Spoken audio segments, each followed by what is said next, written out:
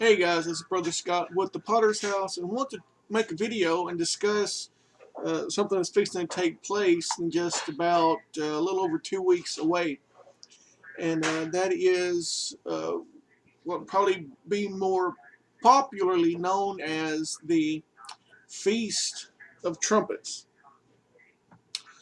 and talk about, is it important for us to pay attention to these feast days that are commonly called Jewish feast days, Jewish holidays. And so we're going to address that shortly, but I want to address the question first. Is it important for us to know about these feast days? Is it important for us to observe as Christians these feast days? So I want to look at that, and then we're going to look at it and see, do we see Yeshua, Jesus, making mention of these feast days in the Gospels? But I want to go first to Leviticus 23 in verse 23. I'm using the Complete Jewish Bible. That's the version of the scriptures that we use at the Potter's House. We use Complete Jewish Bible and the ESV. But the Complete Jewish Bible is going to use the term Adonai. I'm going to say Yahweh or Yah. So begin at verse 23 says, Yah said to Moshe, tell the people of Israel, in the 7th month, the first of the month, is to be for you a day of complete rest for remembering, a holy convocation announced with blast on the shofar. Do not do any kind of ordinary work, and bring an offering made by fire to Yahweh. So I want to look first at this, to answer this question. In the majority of Christianity, in the majority of the world, let's just say that, these times are referred to as Jewish feast days or Jewish holidays. So let's go to Leviticus 23 and verse 1. And it says, Yahweh said to Moshe, tell the people of Israel the designated times of Yahweh, which you are to proclaim as holy convocations, or my designated times. So are these things Jewish holidays? The answer to that question is no, they're not Jewish holidays. I've just read to you where Yahweh, God says they are His designated times. But I'll look here, it also says you are to proclaim them as holy convocations. So, first off, they're not Jewish. They are God's. They belong to God. And He told the people of Israel, not the Jews. He told the people of Israel that you are to proclaim them as holy convocations. Now, the word convocation here in this scripture, the word convocation means a rehearsal, or we could say a practice. So when a person rehearses something, they're doing that for a purpose. They are preparing for the actual event. Football players practice football. Baseball players practice baseball. Golfers practice golfing. Actors practice their lines. They go through the things. They'll build the sets, and they'll get ready to prepare for the actual event. So God says here that these times that He's giving in Leviticus 23, He says you're to proclaim them as holy rehearsals, holy practices.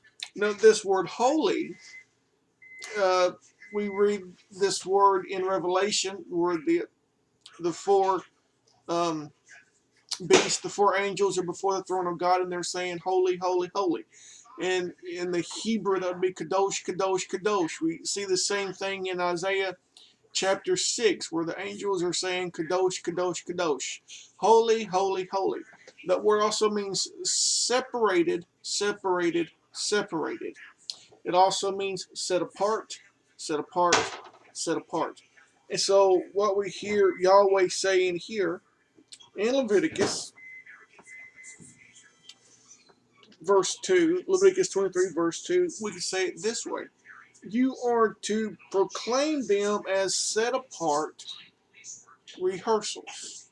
So you are to set these apart. They're not to be your normal days. And even here in verse 25 of Leviticus 23, let's go to 24. If I can find 20. Tell the people of Israel, here again, tell the people of Israel, in the 7th month, the first of the month, is to be for you a day of complete rest for remembering, here again, holy convocation, a set apart rehearsal, announced with blast on the shofar. So that's what these are, is to be a time of remembering. Now, we've answered that. They're not Jewish. They belong to God. Now, is it important for us to acknowledge these days that Yahweh has said belong to Him? Well, I think the answer to this question would be yes. It is important for a born-again believer of God to observe these designated times that Yahweh says, that God says you are to proclaim as holy convocations, as set apart or separate rehearsals, because they are mine. And the thing is, if we don't know about them, let's look at their rehearsals. They are rehearsals, as I've already said, to prepare for the actual thing.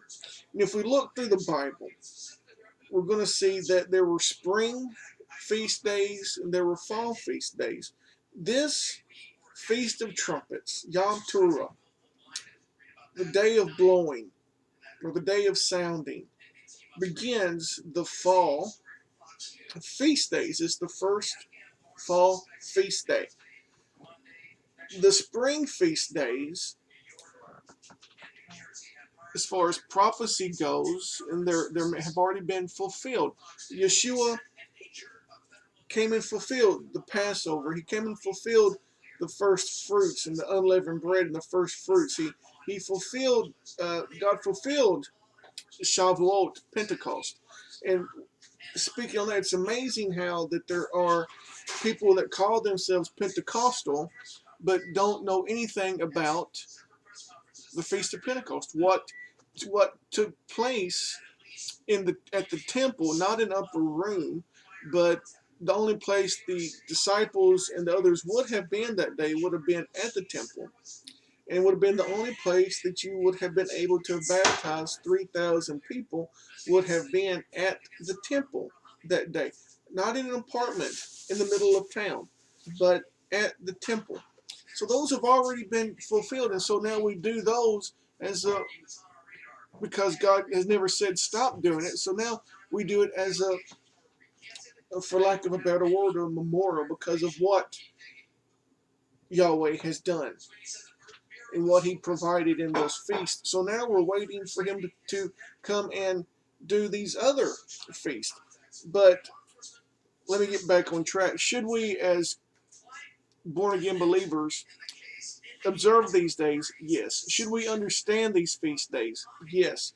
Because here's the thing. If you do not understand the appointed times of God, then your whole eschatology is going to be off, because these feast days are all through the book of Revelation. They're mentioned in the Gospels. They are hinted at in the Gospels. They are hinted at in several of the epistles. Paul, Shaul, talks about this feast day specifically in his epistles. And so it's important that we understand these feast days. Zechariah 14 informs us that every nation will have to come to the city of God during one of these feast days and offer sacrifices during one of these fall feast days after the war is over. Because if they don't, God says if they don't come, then they will receive no rain. So here again, that in itself points to the fact that it's not a Jewish thing, it's a God thing. So we've looked at them here in Leviticus, what they say. Let's go to the Gospels, and let's go to Matthew chapter 24.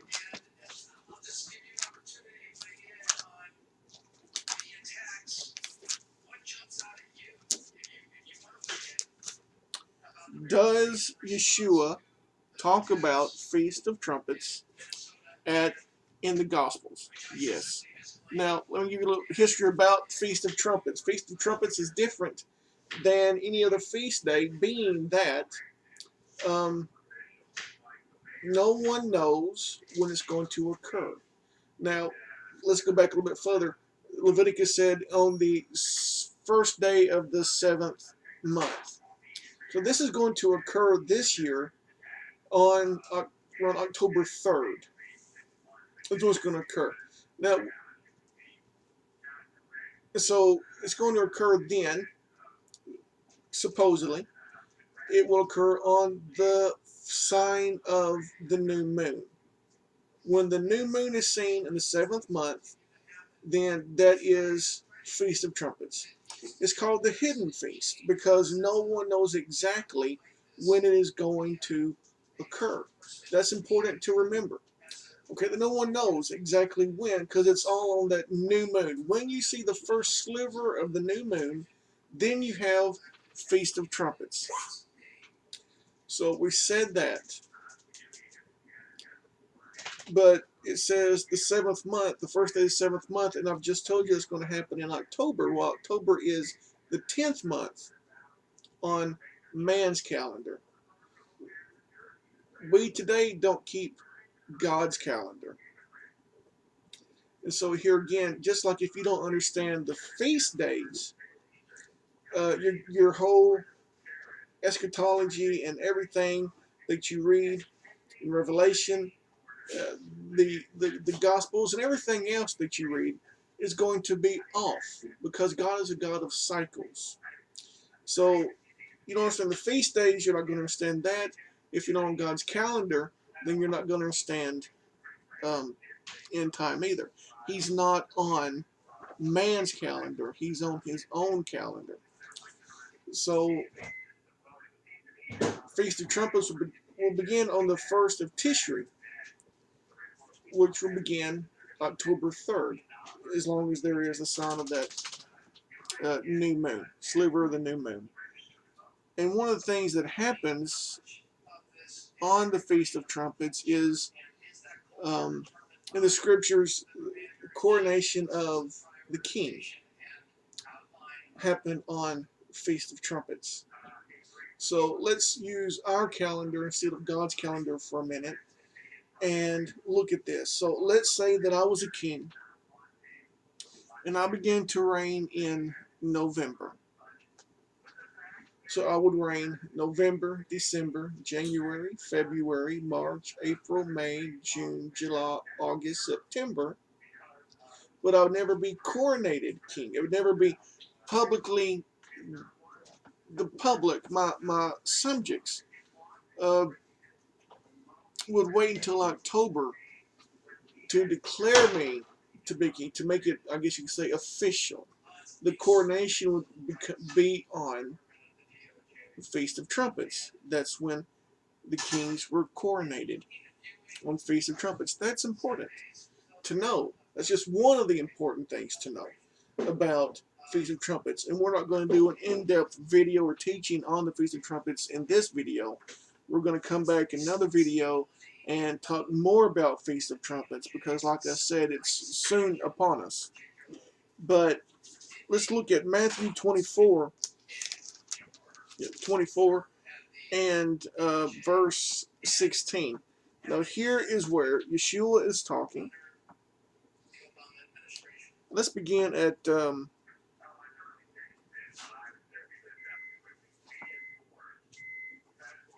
verse 30. It says, "Then the sign of the Son of Man will appear in the sky. All the tribes of the land will mourn, and they will see the Son of Man coming on the clouds of heaven with tremendous power and glory."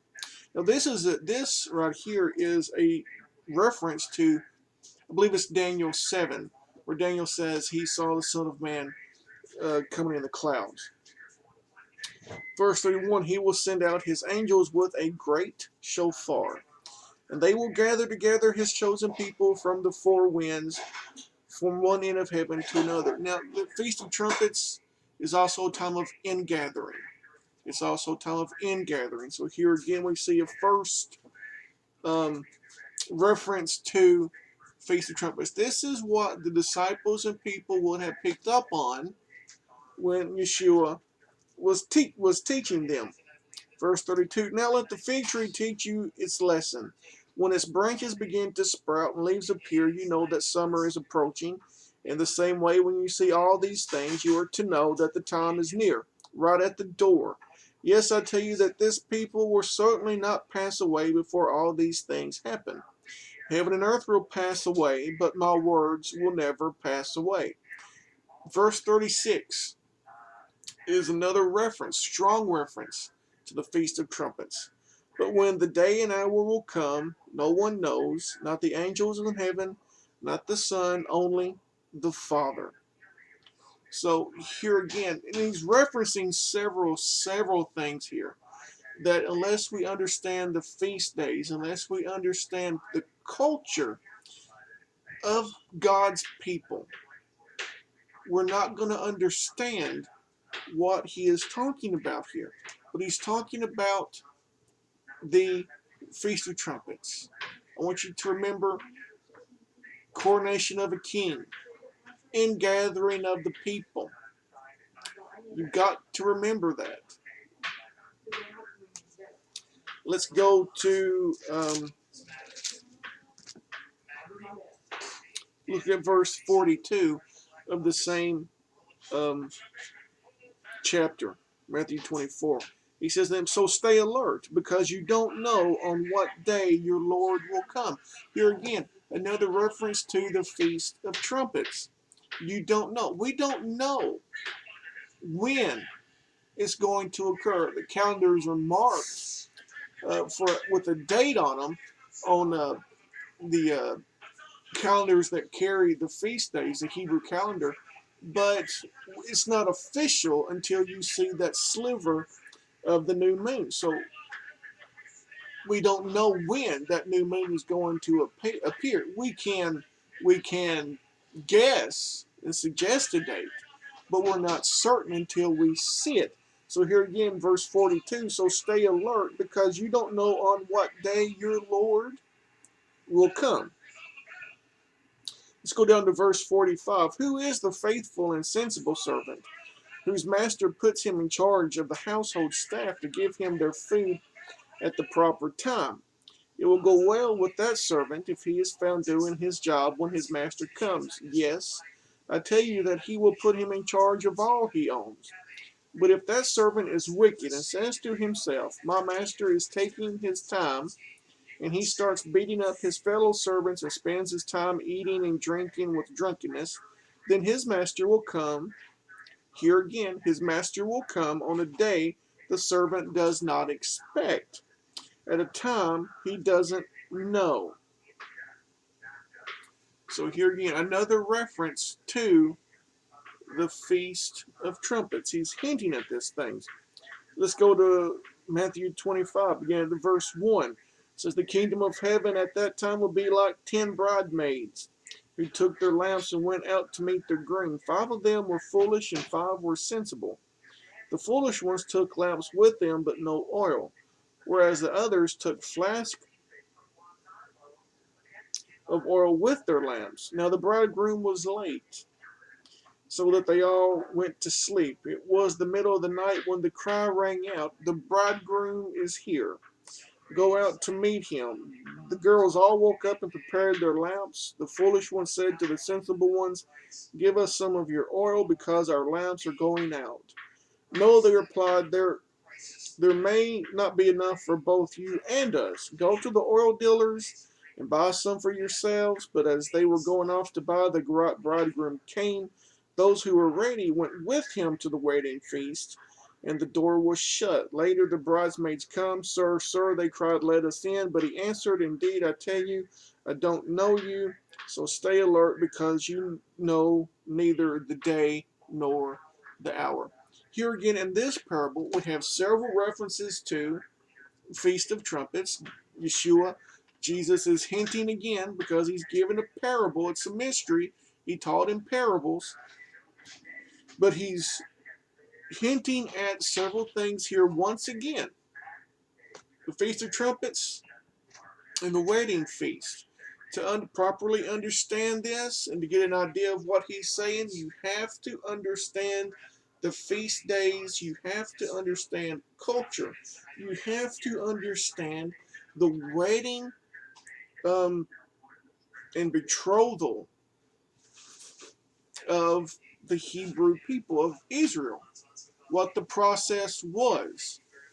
If you really want to understand better what Yeshua is saying here in the parables, let's go to Mark chapter 13,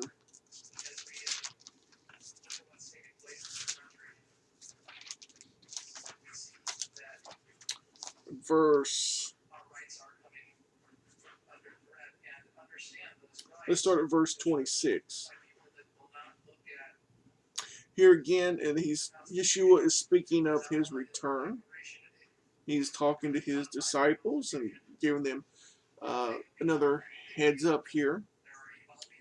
And Mark is recording it, and he says, let's start verse 26, says, then they will see the Son of Man coming in the clouds with tremendous power and glory. He will send out his angels and gather together his chosen people from the four winds, from the ends of the earth to the ends of heaven. It's just the same thing we just read in Matthew. Now let the fig tree teach you its lesson. When its branches begin to sprout and leaves appear, you know that summer is approaching. In the same way, when you see all these things happening, you are to know that the time is near, right at the door. Yes, I tell you that this generation will certainly not pass away before all these things happen. Heaven and earth will pass away, but my words will certainly not pass away. However, when that day and hour will come, no one knows. Not the angels in heaven, not the Son, just the Father. Stay alert. Be on your guard, for you do not know when the time will come.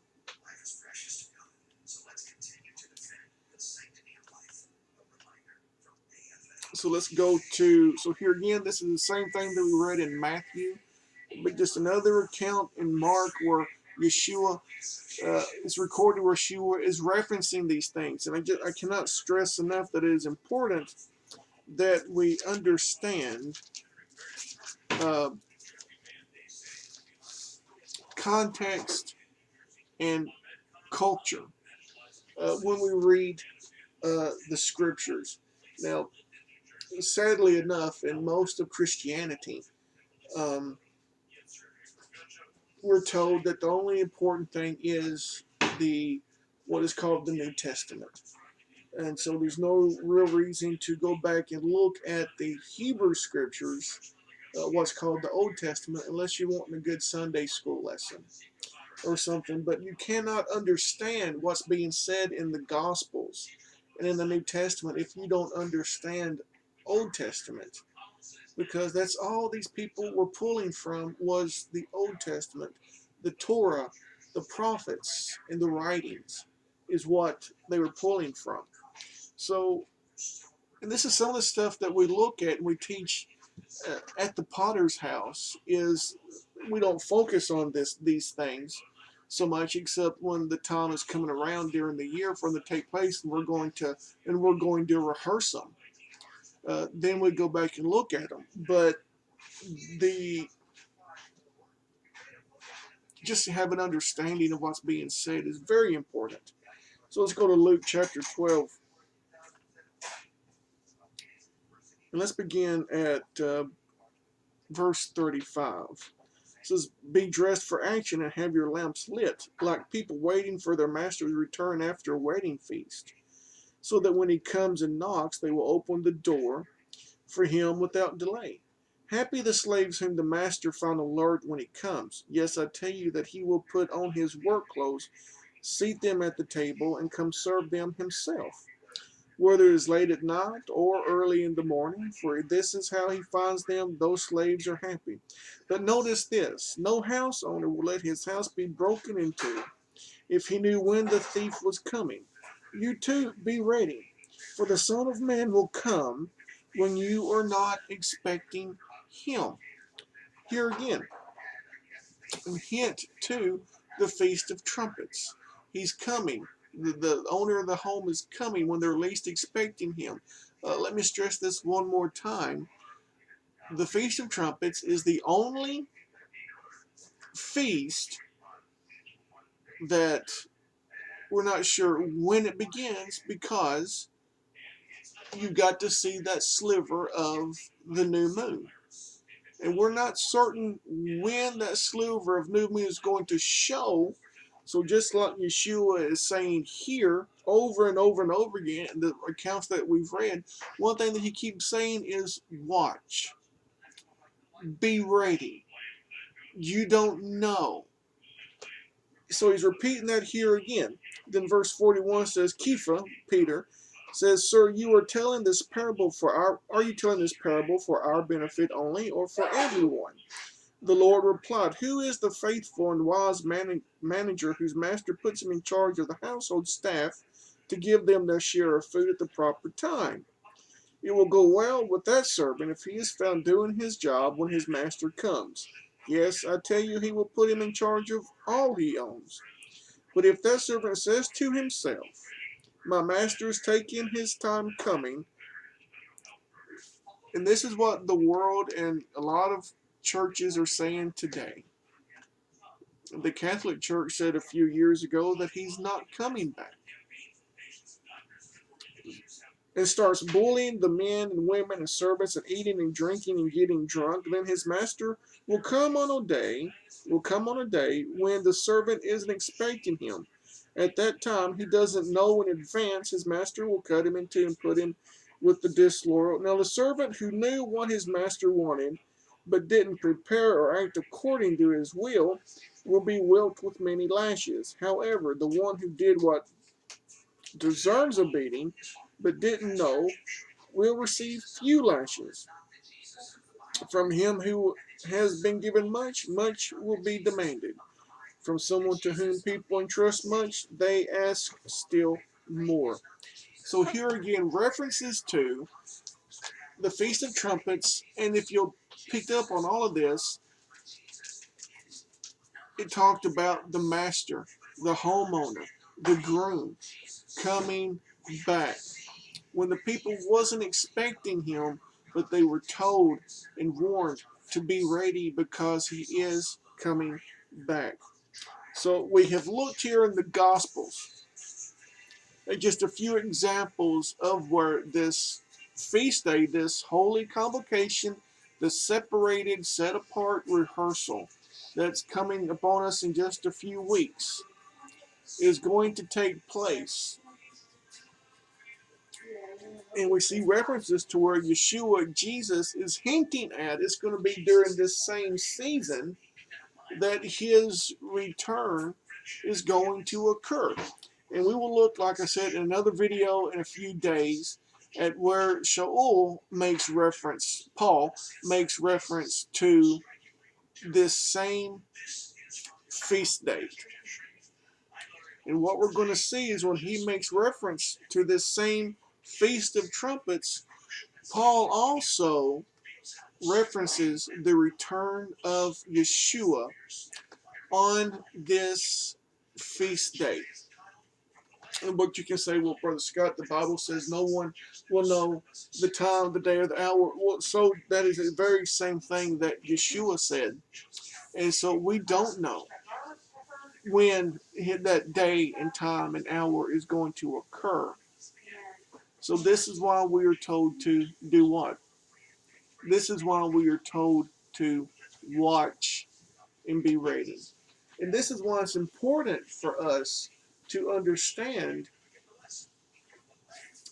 the feast of God. Here again, not the Jewish feast, but God says they're His. Yahweh says they belong to Him, and that we are to observe them and to practice and rehearse them for the preparation of the real event. So like I said, we'll look in our next video at what Paul has to say, Shaul has to say about this same feast day. Now this is very significant also, because we said in the beginning that Yahweh has already fulfilled those spring feasts and um, things that took place there, but we still have Yom Teruah, we have Yom Kippur, and we have Tabernacles, Sukkot, still to come, all of which occur boom, boom, boom. When Yom Teruah begins, the Feast of Trumpets, you've got what called 10 days of awe.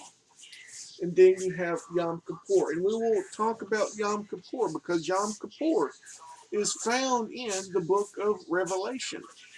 And it is found in several places. But here again, if you don't understand the feast days, this is why I say that your whole understanding of Revelation and what's going to take place is going to be messed up. If you are not on God's calendar, your understanding is going to be messed up and skewed. We cannot address the things of God from a American Western mindset, or Greco-Roman culture, because that's not what it was. It was Hebrew. So we have to understand it from that direction. But hoping that this kind of, I was able to bring it what I wanted to and show you just a little bit about this feast. Remember, coronation of a king. Remember, it's a time of ingathering. But I guess what also important would be the month that we're in now, the month of Elul. And the month of Elul um, is traditionally known as the month of Teshuvah.